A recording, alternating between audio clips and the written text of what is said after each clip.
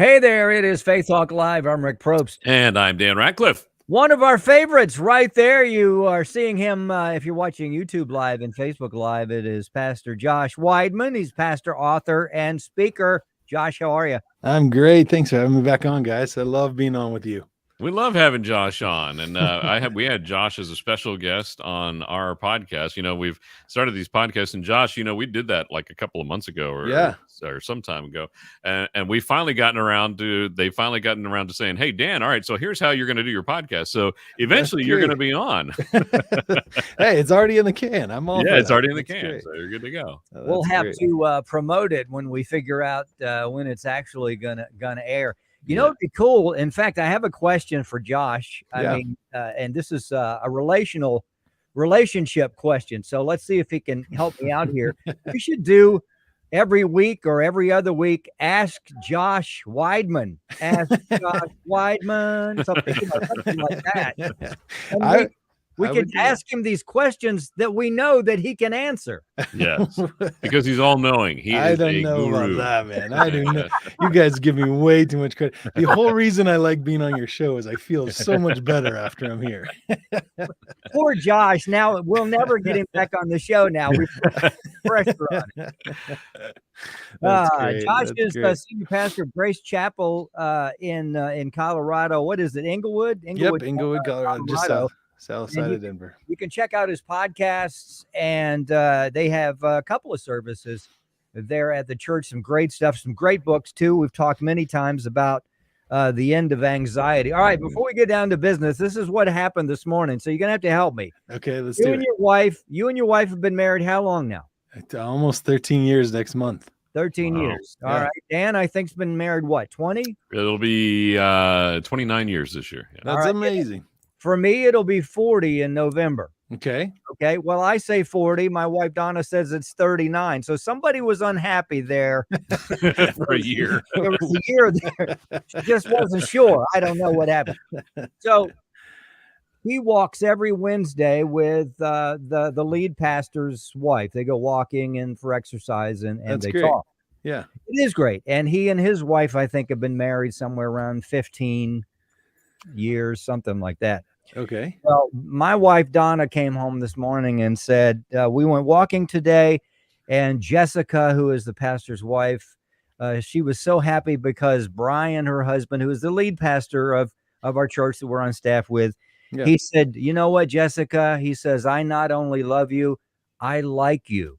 I love it. And I was like, okay, but apparently that is, I mean, we're to love our wives, but now that he's kind of raised the bar to like. We have to like them too? I thought that was a given. I thought that was part of the package, you know? So I'm scratching my head. Okay.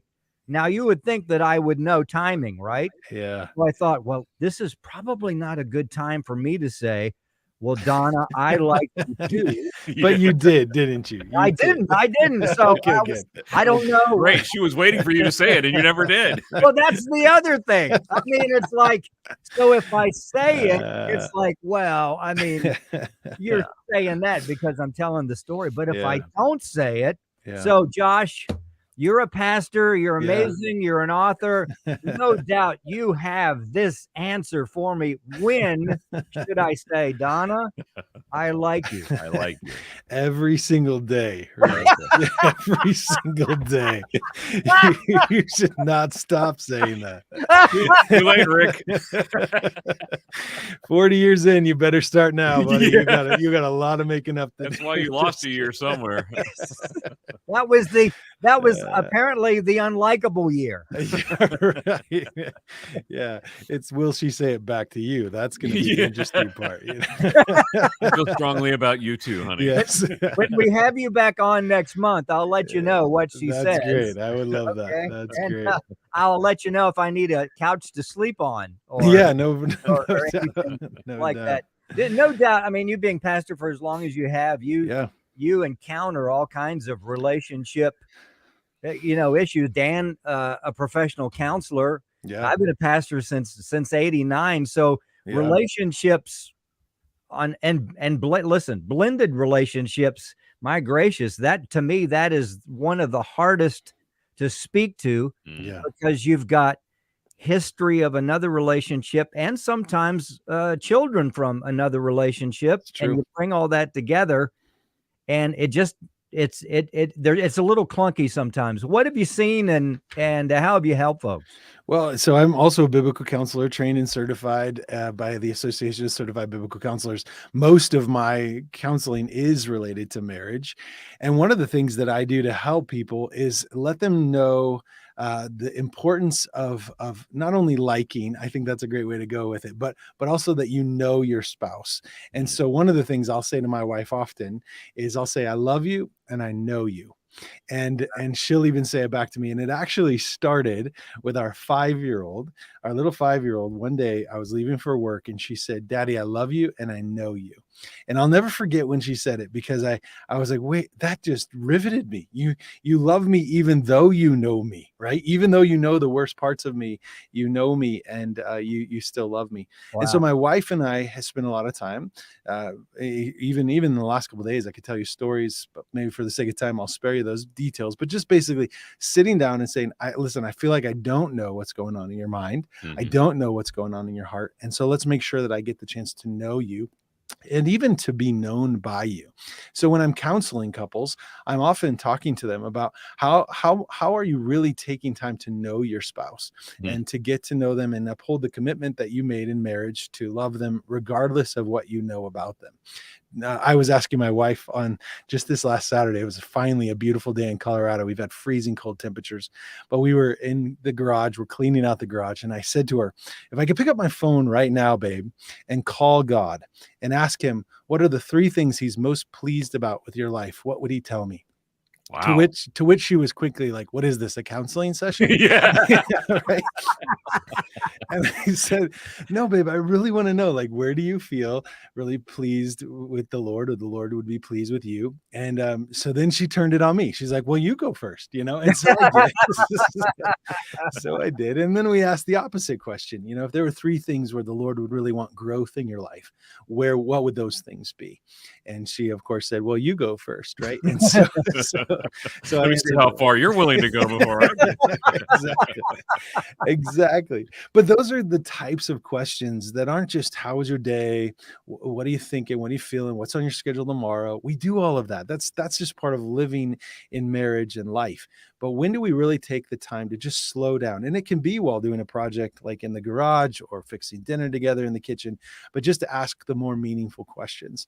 And I think one of the greatest things we can do for our marriage to help us like our spouse is to make sure that we know our spouse, and that then we affirm back, listen, I love you, even though I know the worst parts of you, even though I know your hall of shame, I'm all in on you. I'm with you for life, and nothing will make me back away for that. So I think that knowing and expressing knowledge of the person we're married to is one of the keys for marriage. So good. And I think that's so important with the kids as well, because so often we get to with the kids to we're like, okay, what do you got on schedule tomorrow? You got soccer practice, don't forget this. And we're not asking them those questions. I mean, a question like that, like you asked your wife, might kind of blow their mind and blow them away. But really asking more intentional questions and getting to know them. Yeah. I'll even ask my son, he's 11, but we were just driving in the car not too long ago. I said, hey, buddy, where do you think I'm kicking it out of the park as a dad? And what could I do better as a dad? Wow. And even to have him give that feedback, for him to feel like it was safe to be able to say that, hey, Dad, here's some things. And then he did. He said, there's a couple of areas where I feel like when you say you want to help me, like with school or sports, you don't actually really help me. You just kind of, you brush it off. And that was good feedback. Okay, buddy, I'll zoom in a little bit more. I'll be more intentional, make sure I set the cell phone down, things like that. So it's just feedback that makes him feel so valued, right? And then for him to say, but these are the things I love about you, Dad. And then I could go, man, okay, let's do more of that, right? I want to have more of that. So it is for our kids or for our marriage. I think just making sure we hear each other out and know what's important to the other person. Therefore, we can love them better than we love ourselves. Yeah. Love this. Pastor Josh Weidmann, we're actually just kind of off the cuff asking him a few things. We're talking about relationships. You can listen to his podcast. He's got the Gospel Daily podcast on his website, plus author of many books. The latest one is The End of Anxiety, which we've talked about many times. All right, I want to ask you this question. I love those questions that you asked your wife. I mean, Yeah. I don't know, Dan, I've never thought I asking questions like that. I thought, don't tell me if you got this from a book, but this is I genius. did. Yeah. I mean, my gracious. I mean, Yeah. way to go. Now, my question would be, once you hear the feedback from your wife, I don't want to know the feedback from your wife, but Sure. the answers to those 3 questions. Yeah. Do you try to help move that vehicle forward to fix those areas that may be lacking, or what do Or are you you just listening? That's a great question. or is it a little bit of both? What do you do? That's a great question. So something I've learned in life is counsel that is not asked for is often rejected. So if I give advice or counsel that isn't asked for, it will almost always be rejected with my wife, with somebody in the church, with my kids, whatever. So, but guys, I mean, you guys know this, we're so quick to jump in and say, yeah, well, here's 3 things I think you could do by next Wednesday, right? And we give really specific things that should be done. One question that I've learned to ask Rick in response to especially heavy things that have been shared is I will say, what would you like me to do with this information? And if that person comes back, let's use my wife as an example in the garage on Saturday. She says something, yeah, these are the areas I think the Lord really wants me to grow in. I can say to her before giving any advice, babe, thanks so much for sharing. What would you like me to do with that information? If she says, well, will you really help hold me on account for this thing or that thing or whatever, then I can speak into that. She might say, man, I'd really love some advice. I'm struggling with this. And what do you think about it? I do the same thing on a Sunday morning. So after I preach, there's often people that want to talk and they come up to me, they'll share things with me after my message. And I will say the same type of line. I try not to let it feel scripted, but I'll say something, man, I'm so sorry to hear about that grief you're experiencing or that sin struggle. What do you want me to do with this information? How could I best serve you with what you just told me? And then usually they will say, I want your advice. Or sometimes they'll say, I actually don't want you to do anything. I just feel better that I just told you that. Right. And it's like, okay. And I'll be praying for you. And thanks so much for sharing it. So I think asking that follow-up question before quickly inserting advice, be it our kids or marriage or friends, I think just saying, what do you want me to do with this? How can I best serve you with what you just shared with me? That's a good word, and I want you to repeat it because I want to remember it. Advice that's not asked for, is often rejected. Okay. Advice that is not asked for is often rejected. So I like that. Yeah, it's a good thing to remember because as guys, we're so often to quickly offer that advice and say, "Oh, here, just take some aspirin, you'll be fine." Totally. And they just want somebody to sympathize with them that they have a headache. You're absolutely right. Yeah. I love too. Okay, what do you want me to do? Not just with the spouse, but also your parishioners, those that are part of the church. What do you want me to do with this? I'm willing to do whatever to help serve you. And you put it in just such a positive light. Yeah. It's like, and you're right. In fact, this, you're a professional, but sometimes when people talk about their problems, they actually speak out their answers. Yes. And so it's like they really, a lot of the time, have the answer. It's in there. It comes out, and they just need to be heard. Right. Yeah, they might. That's where they might say, man, it just feels good that I said this to you. And I didn't realize till I said it that this is what I need to do. And thanks so much for listening. Right. And that's the end of conversation. Glad I could help. Exactly. Okay, so we've made an executive decision that every day is Ask Josh. Every day. Wow. Today we have a show. We'll have Josh on, and he will, first of all, take care of and fix Dan and I. Yeah. That's going to take the whole show right there. That's not true. No. Josh Weidmann, we love him. Pastor Josh is pastor of Grace Chapel in Inglewood, Colorado. So what do you want to talk about? The book? How's the book? It's been out for a while. What's next? The book is doing great, but I also came out with this book called Raising Screen Time Kids. Oh, there you go. I had the chance to talk with Dan and his son a little bit about this, but it's officially out. All right. You can capture it. It's called Raising Screen Time Kids, Biblical Principles for Parenting in a Device-Saturated World. It's a small book on purpose because I figured that most parents are probably even reading this on a device. We have it available in a Kindle version, but it's only about, I think 10 or 15,000 words. So it's about a fourth of the size of a normal book, but it gives a whole bunch of practical principles on how to help your kids manage screen time. And my wife, I told her, again, the studio that I'm recording with you in is at our home. I told her I was coming down. We're probably going to talk about the book. And she's like, make sure to tell them that all of your kids are upstairs on screens right now. So we have some kids home from school today that are sick. So true confession, I got kids on screens. This is not an anti-screen book. I mean, I'm not saying, hey, devices are bad. And in fact, some of the devices that they're on, we rent from the library that kind of have a educational value to them. So I'm not saying devices are bad and screens are bad, but in this book, I give all sorts of practical advice to help people know how to manage screen time with their kids. My question on the back cover is the question I try to answer. Does God care how much time our kids spend on screens? So I set out to answer that and hopefully have done that within the pages. It was really a research project for me and my family first, but I hope it's good help for whoever grabs that. So you can find that at raisingscreentimekids.org, or you can go to my website. There's a link for it there as well. And we have other tips and tricks and all sorts of things there. Man, and so important too, because I mean, kids these days are born with those screens in their hands, and it becomes such a habit. It's hard for them to change anything. That's all they know. And when you try to change some things, it can be hard, but so important to do that. Yeah. Well, thank you. Yeah. My little 3-year-old, he can manage my phone just fine. He can get through any passcode. He shows you how to use it. Look, Dad, you just do this. He does. Yeah.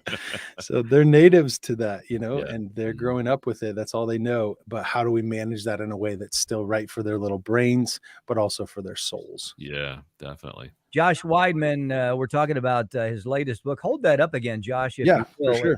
A brand new book. It is out. You can get it, as he mentioned. You can read it on your device, and it's not an anti-screen book, and it's a good book. Raising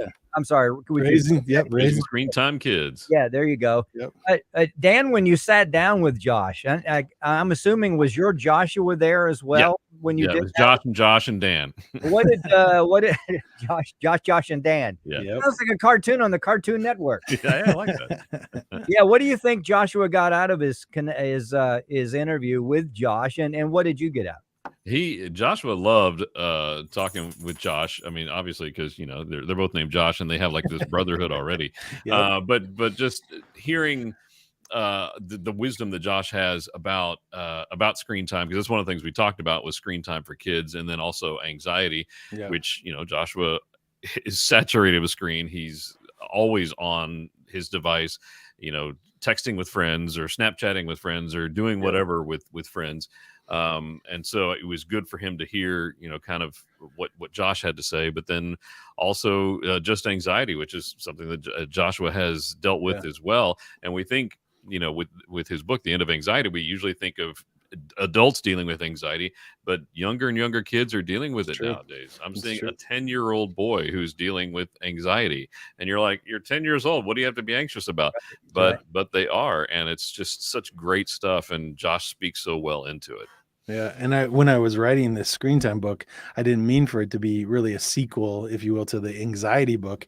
But the more research I did on screens, especially as Dan's pointing out for younger people, the more I realized screens are the cause of such great anxiety in the next generation. So in some ways, it's a sequel to the anxiety book of, hey, this is how we help our young people deal with anxiety by helping them deal with their screens. Yeah, definitely. Pastor Josh Weidmann here, pastor, author, and speaker. Don't forget to check out all of his books there. I think Dan has his website, Josh Weidmann. 2 N's, Josh Weidmann. Yep. 2 N's. Yep.